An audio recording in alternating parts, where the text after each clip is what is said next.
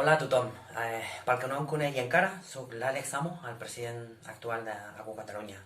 He preparat una sèrie de temes que volia compartir amb vosaltres i he pensat que la millor manera era fer un vídeo intentant tractar-los tots com a visió general, perspectiva, etc., agafant una mica les informacions que he estat recopilant i demostrant-vos que internament s'està fent una feina i posar-la en públic per posar-la a la vostra disposició i que esteu el més actualitzats possible.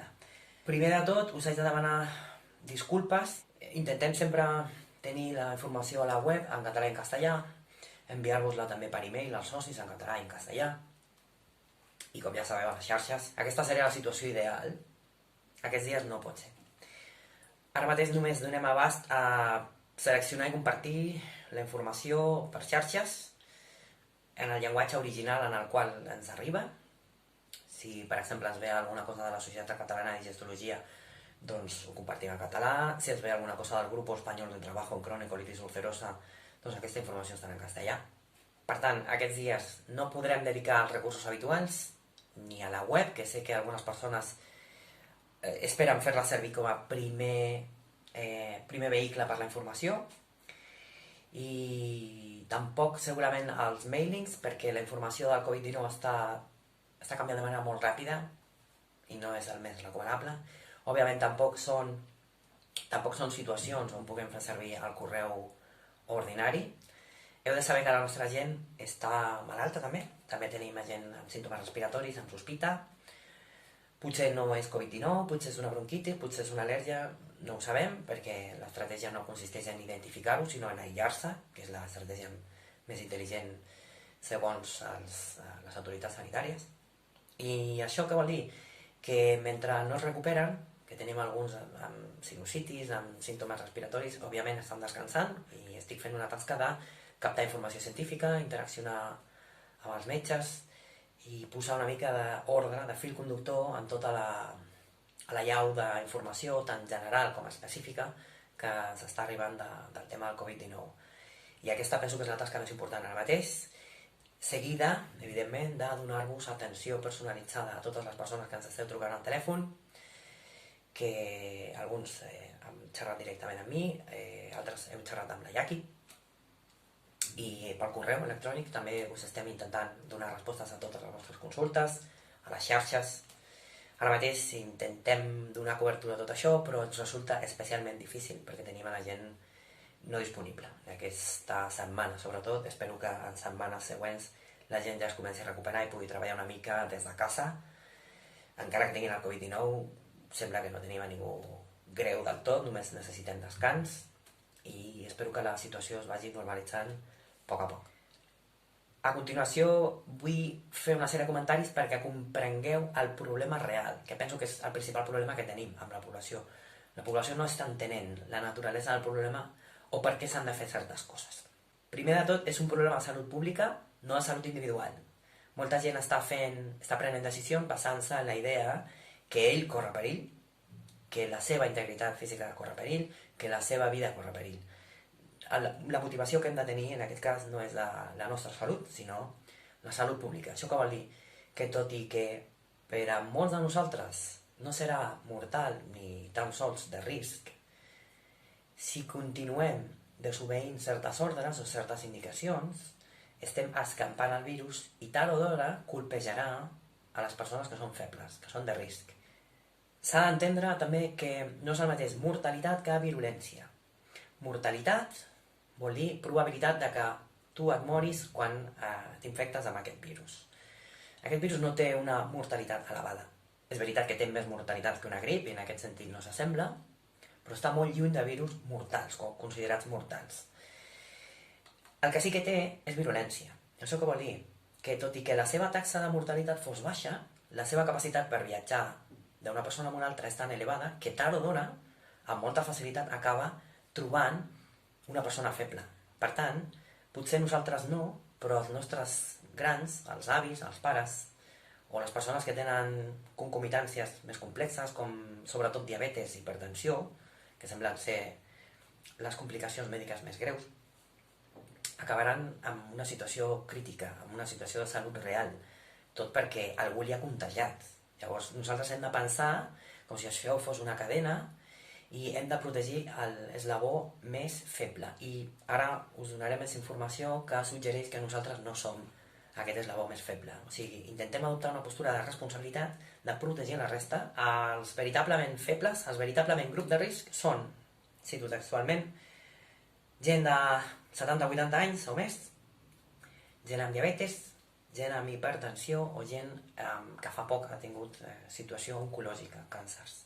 Aquesta gent són la que té una taxa de mortalitat més elevada quan s'infecta el Covid-19, exactament com passaria amb la grip. Per ells tampoc una grip seria una cosa normal, vull dir que és comprensible. La situació general s'està complicant, bàsicament, per l'incompliment de les mesures generals. La gent continua fallant en mesures bàsiques, que són la higiene de mans i de superfícies, i mantenir distàncies. Hi ha una negligència molt gran per part d'un col·lectiu de persones o d'un subconjunt de la població que està sent molt poc cívica. Exemples, els barcelonins ens estem anant a la Cerdanya francesa i hem portat ja la malaltia allà, ja hem trencat el sistema sanitari d'allà i, òbviament, allà estan molt enfadats amb nosaltres per la nostra manca de civisme. I a Madrid han anat a Comunitat Valenciana i també han trencat determinades parts del sistema sanitari d'allà, han portat el virus i això, sincerament, és molt, no sé com dir-ho finament. Segur que vosaltres trobeu alguna paraula per qualificar això. Continuant amb els errors que està cometent la gent està fent servir guants i mascaretes quan no deu. I la gent es pensa que es protegeix més. Sempre surt aquesta frase tan tramposa i tan falsa de por si acaso o prevenir és mejor. No, mira, és que a vegades afegir és complicar, i complicar és error, i error pot ser contagi. És molt senzill. Jo he vist a gent amb guants portar-se una cigarreta a la boca i amb la mascareta baixada. Això no té ni cap ni peus. Si tu creus que estàs protegit perquè tens guants, estàs equivocat. Un guant i la pell són exactament el mateix. L'única diferència és que la pell la rentes i el guant el tires. Però si tu tens el guant embrutat d'una superfície que està infectada i portes el guant a la boca, és el mateix. A més, si no t'han ensenyat a treure't de manera eficaç un guant, que el primer guant s'ha de treure d'una manera i el segon d'una altra, llavors tot això molt probablement acabaràs amb el canell de la mà infectat.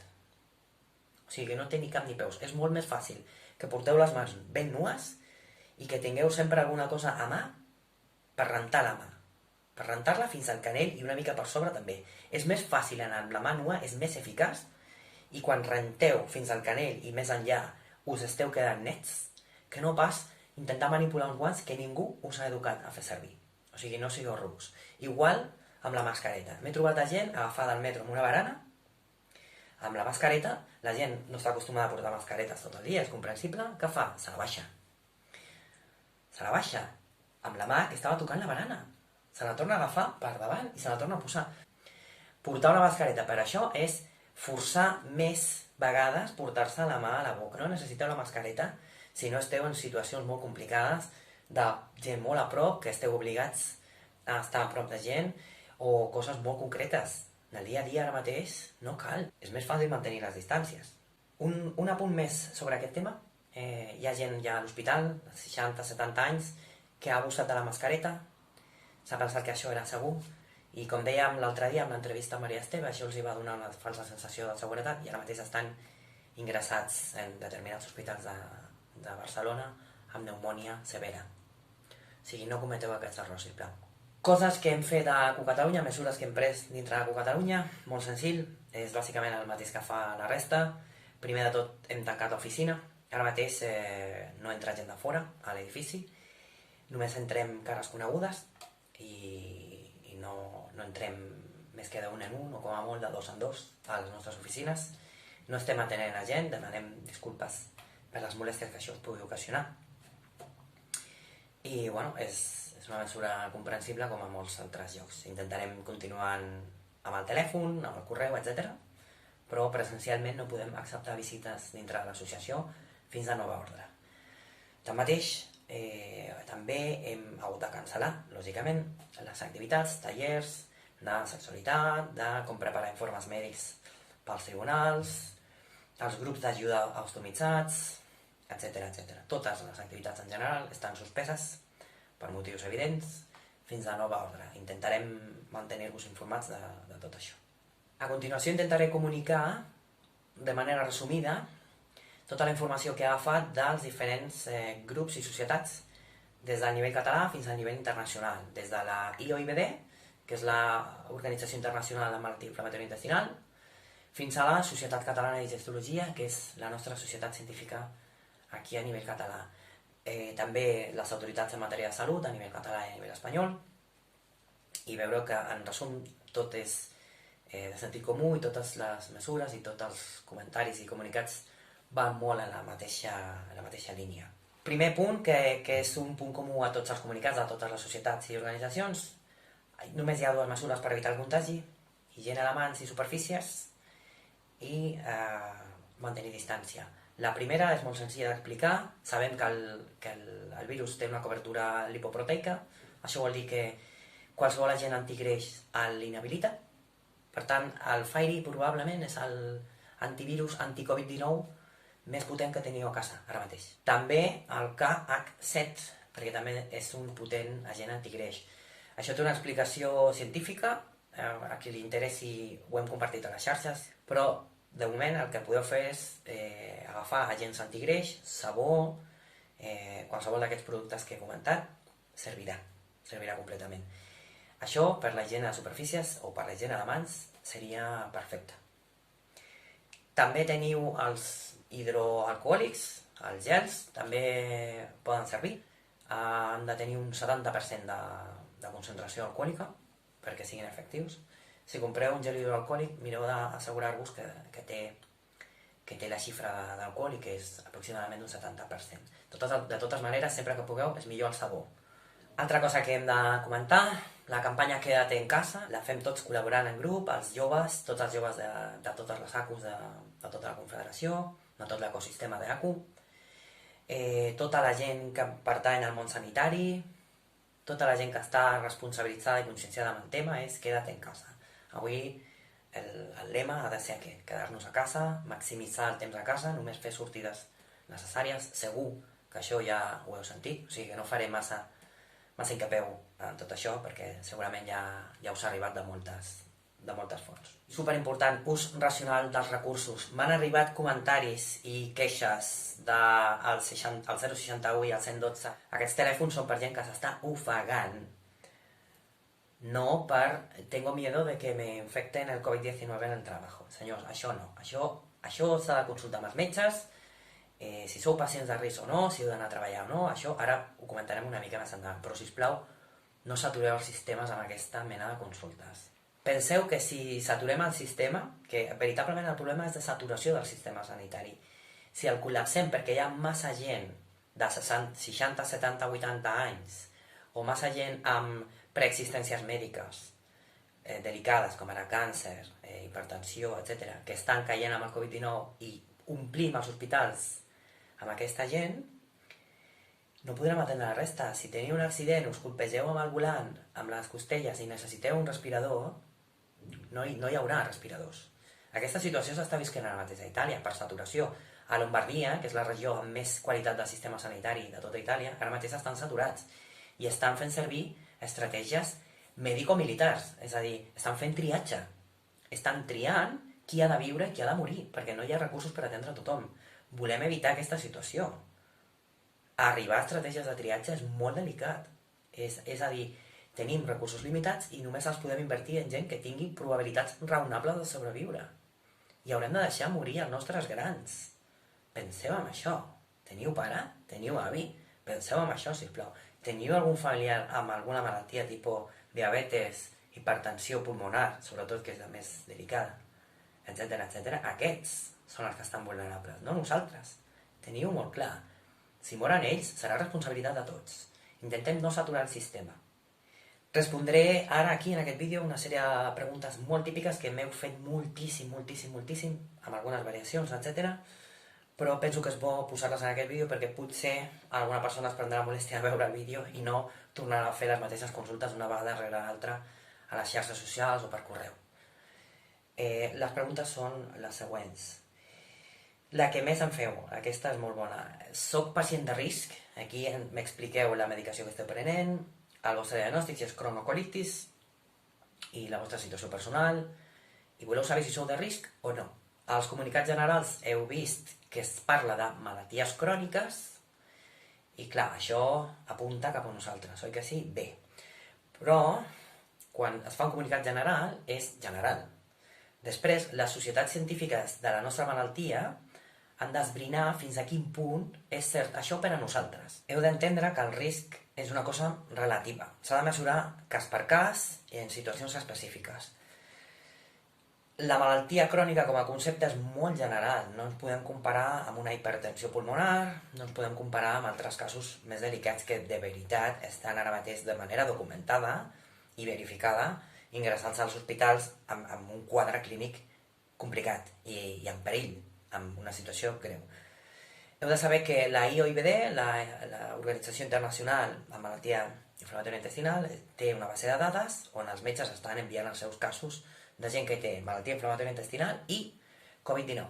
N'hi ha molts poquets casos i els que hi ha sembla ser que estan evolucionant amb normalitat. Normalitat vol dir, doncs ja sabeu els símptomes, el dolor muscular, la sinusitis, potser alguna dificultat lleu per respirar, en el pitjor dels casos, i la febre, que té un patró erràtic, que ràpidament es pot posar en 38 i mig, 39, o també pot no aparèixer. Per tant, és una mica la barreja dels símptomes el que ens diu si estem o no infectats. Però, sobretot, heu d'entendre que el risc, quan parlem de risc, en aquest context és risc de complicacions. Complicacions vol dir pneumònies que requereixen ingrés i que potser podrien complicar-se una mica més fins a risc vital. Però això és molt poc probable. Amb tota la informació que tenim, des de la Xina, des del desembre, a tot el món que s'ha escampat tot això i la base de dades internacional on s'estan ficant els casos i tothom cursa amb normalitat, de moment no hi ha evidència de que haguem de patir tant. Això no vol dir que no prenguem mesures i que no les extremem. Hem de tenir bona higiene de mans, hem de ser escrupulosos amb les distàncies, hem d'evitar tot el que hem parlat abans, tots els viatges, el sortir de casa, etc. Té sentit. És veritat que prenem medicaments que s'entenen com a immunodepressors, però també heu d'entendre que les immunodepressions també són relatives. Nosaltres podem estar prenent una medicació que ens complica davant d'una bactèria, per exemple els biològics, ja sabeu molts de vosaltres que ens fan proves contra la tuberculosi, i té sentit perquè sabem que els biològics ens deixen molt febles, perillosament febles, davant d'una tuberculosi, però això no vol dir que siguem incompetents, immunològicament parlant, davant d'una cosa completament diferent com és un virus. La immunologia és complicada, és una cosa que s'ha de mesurar cas per cas, i a vegades heu d'entendre que els virus agafen parts del nostre cos i les giren en contra nostra. Per tant, a vegades aquesta manca d'elements o aquestes particularitats o anomalies o deficiències a les nostres cèl·lules o al nostre cos poden servir, paradoxalment, per defensar-nos o perquè el virus no pugui entrar o no pugui reproduir-se. Per tant, no ens posem automàticament amb el grup de risc més gran, de risc vital de moment no ho sembla, no som l'eslabó més feble d'aquesta cadena, això està clar, la gent que està en risc vital tenen altres diagnòstics i tenen altres edats. Estem parlant de 70-80 anys, estem parlant d'hipertensió, diabetes i càncer.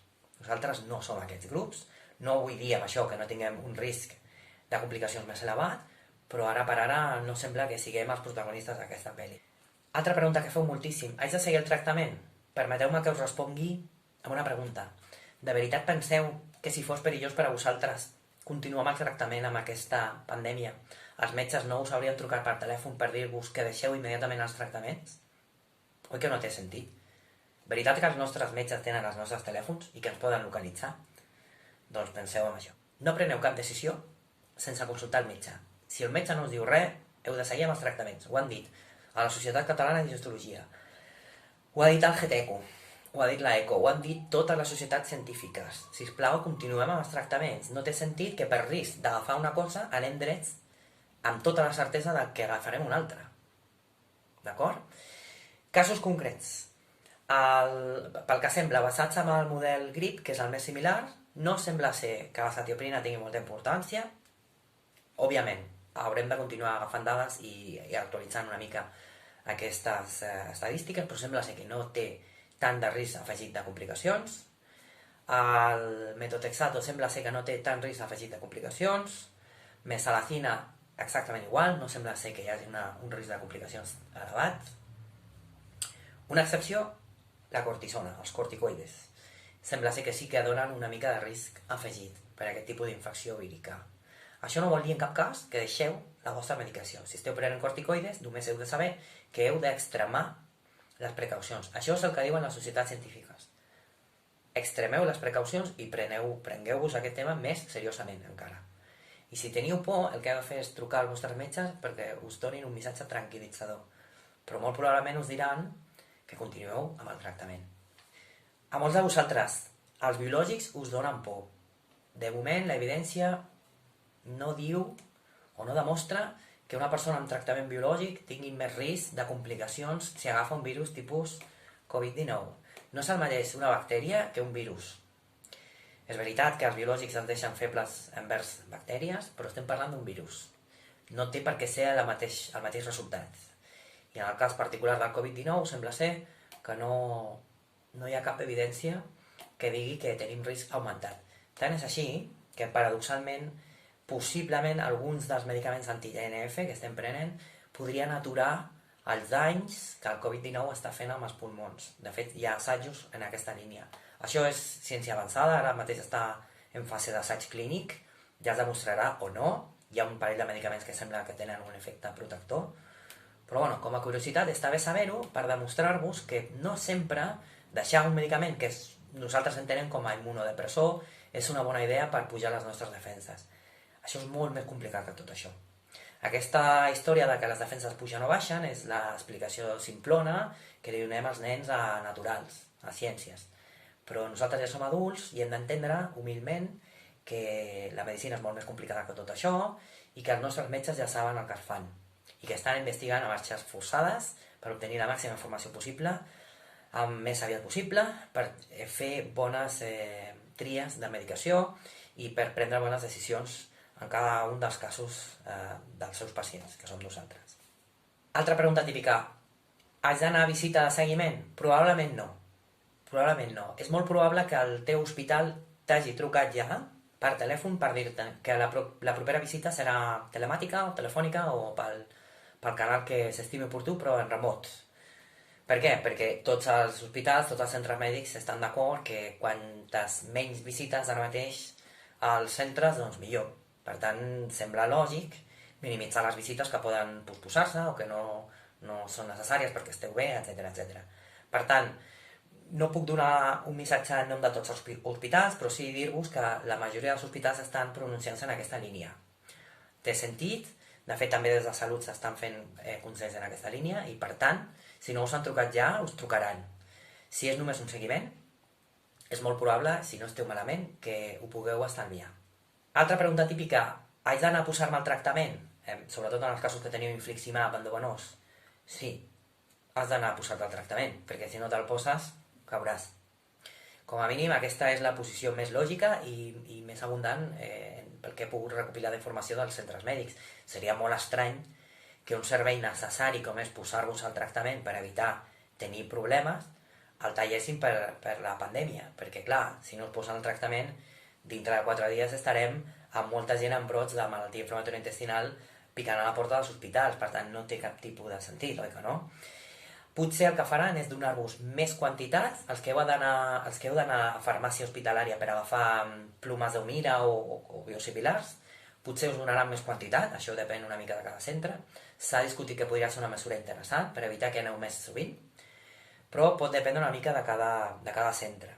Una altra vegada, la millor referència per a aquest tipus de pregunta és el vostre centre mèdic. En cas que aneu al centre mèdic per posar-vos el tractament o per agafar les plomes d'Humira o de biosimilars, preneu totes les mesures necessàries. Manteniu la distància, higiene de mans, etc.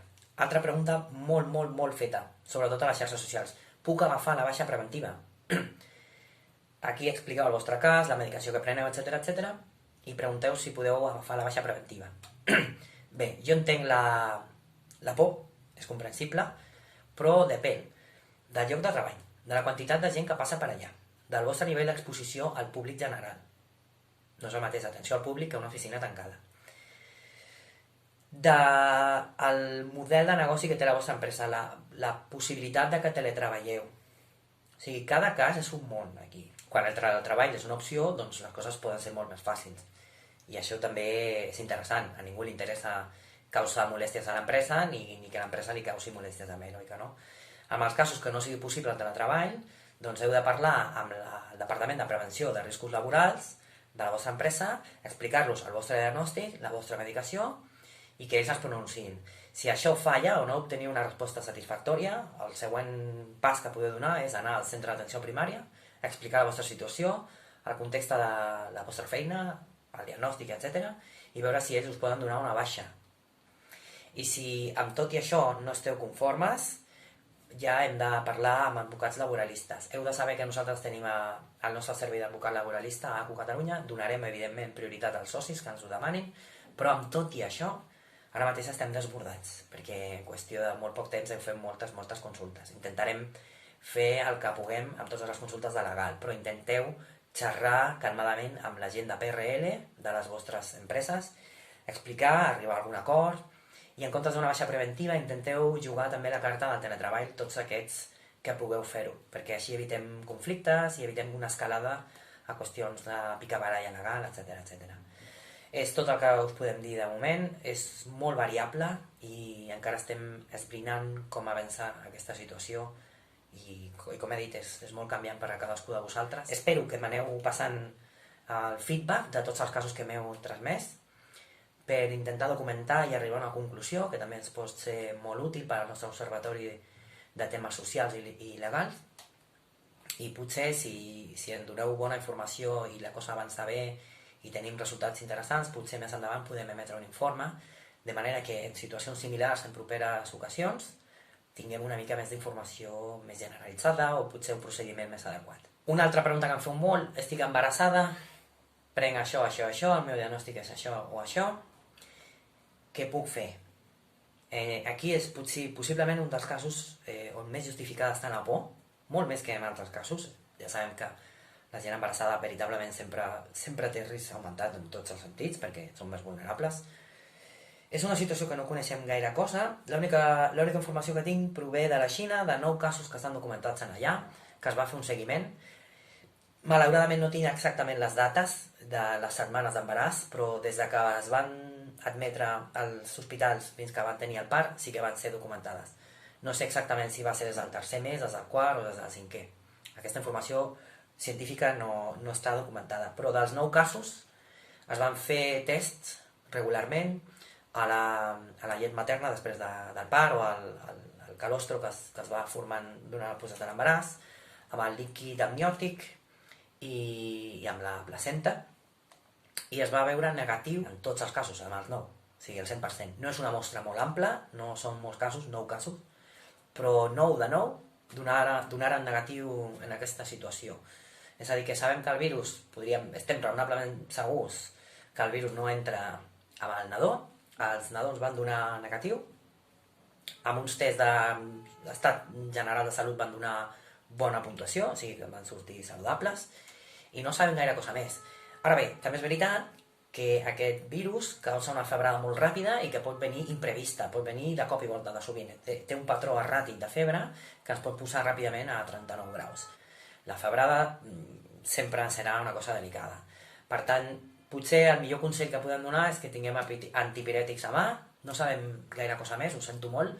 Si hi ha informació mèdica actualitzada d'aquest tema, sé que li interessa a molta gent que està embarassada ara mateix i intentaré mantenir-vos actualitzats. Aprofito per resumir també una mica la situació científica. Això no es tradueix tant en coses que hagueu de saber o fer, però els que teniu curiositat, una mica unes dades a nivell general. Primer de tot, heu d'entendre que falta informació molt específica. Encara estem recopilant informació generalitzada d'aquest virus i de com es comporta, i tenim dues opcions. O agafem i comparativament parlant amb el model grip, que és potser el més semblant, i busquem estudis i busquem a la literatura com ens comportem els malalts de cronicolitis en determinades situacions contra la grip, que d'això hi ha molta informació, però és parcialment susceptible de ser diferent, perquè el model és diferent, o bé hem d'esperar que hi hagi casos per documentar-los, amb la base de dades que us he comentat abans que s'està intentant coordinar a nivell internacional. La gent del carrer no tenim eines per tenir una bona comprensió de les estadístiques, especialment quan parlem de riscos. Quan ens donen una xifra no tenim ni la més remota idea de si això és molt o poc, però quan el desenllaç ens espanta, tenim certa tendència a maximitzar el resultat. Per això, com ens dona molta por el Covid-19, estem maximitzant la percepció que tenim del risc de que ens passin coses dolentes. Per això és molt bo que donem també una altra xifra que és molt, molt interessant. 74.000 recuperats. Això és el 47% de la gent. És a dir, que gairebé la meitat que ha tingut el Covid-19 ja està recuperada. Dit així, no sona tan greu, oi que no? Oi que des del punt de vista de la loteria fem coses molt més arriscades, com comprar un número de 10.000 i encara esperem que ens toqui, oi? I sobretot, que hi hagi un 47% de gent recuperada no vol dir que la resta estigui morint. Hi ha molta gent que està al mig, que està encara processant la malaltia. Només el 3,7%, recordeu, només el 3,7% ha causat baixa per contraure el Covid-19. Assajos clínics. N'hi ha més de 80, l'última vegada que van comprovar, ja deu haver camí de 100. Els assajos clínics es fan de la manera més ràpida i accelerada possible perquè puguem disposar més aviat dels medicaments o de les vacunes que s'estiguin assajant. Dintre d'aquests assajos tenim medicacions de suport, que són medicacions que no fan fora el virus però ajuden a controlar les reaccions dolentes del cos per deixar espai perquè el cos faci fora el virus mitjançant els seus propis mecanismes. Altres medicaments, evidentment, busquen l'efecte antiviral, és a dir, fer fora directament el virus el més aviat possible. Hi ha medicaments antics que sembla ser que poden tenir efectes interessants. Quan passen aquestes coses, el que fan els laboratoris és buscar revisar el seu armament de molècules o de substàncies que ja tenen desenvolupades i intentar assajar per aproximació, intentar identificar quines d'aquests principis actius o molècules o medicaments podrien servir contra aquest patogen nou i els intenten aplicar in vitro. In vitro vol dir que no es fa dintre d'un ésser humà, sinó que s'assaja al laboratori.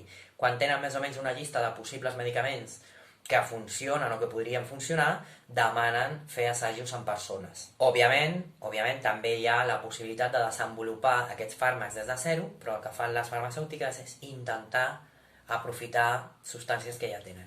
La farmacèutica japonesa Takeda, per ser un dels nostres patrocinadors any rere any, està ja treballant en un antiviral que sembla ser que està desenvolupant des de zero. I la xinesa Anges també està treballant o ha comunicat que començarà a treballar en una vacuna antiviral contra el Covid-19.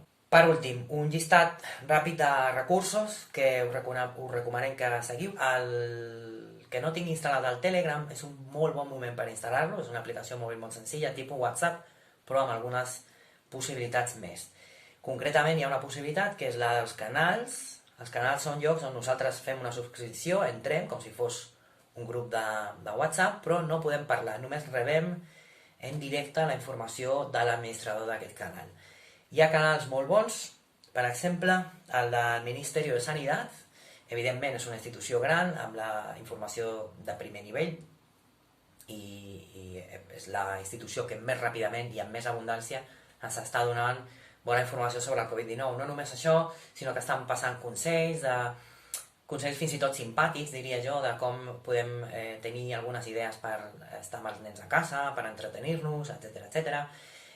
Explicar als nens la higiene de mans, algun vídeo que és molt pedagògic, està molt bé i jo us recomano que seguiu. L'Hospital de Bellvitge també té un canal de Telegram, jo estic connectat en allà, molt bona informació, abundant, un parell de publicacions per dia, potser, també, qualitat, i evidentment no podíem esperar menys d'una unitat que està certificada i que té els criteris de qualitat com a unitat de malaltia inflamatòria intestinal. També us recomanem que la seguiu, encara que no sigueu pacients de l'Hospital de Bellvitge, està molt bé, Òbviament hi ha consells pels seus pacients respecte a les visites, etc., que no seran de la vostra utilitat, però també hi ha informació general que us pot ser molt interessant. El Canal Salut de la Generalitat, canalsalut.gencat.cat. Allà el que fa la Generalitat bàsicament és tenir els últims comunicats actualitzats amb els consells i infografies i alguna coseta més. No és tan dinàmica, potser els últims 3 dies hi ha hagut una publicació per dia, però és també informació molt actualitzada que sol anar en consonància amb la que trobeu al Ministeri de Sanitat. La web del GTQ, Grupo Español de Trabajo en Cronicolitis Ulcerosa. La web del GTQ té normalment el comunicat més actualitzat possible de posicionament científic dels nostres metges a nivell d'Espanya en matèria del que està passant amb el Covid-19. Per tant, sempre és una bona idea revisar no només a la web, sinó a les xarxes socials. Ells estan al Twitter i els podeu seguir també per allà. La Societat Catalana de Histologia. Heu de saber que, tot i que a la seva web potser no hi ha tant de moviment, estan al Twitter i allà sí que comparteixen també bons consells, informació actualitzada, etc.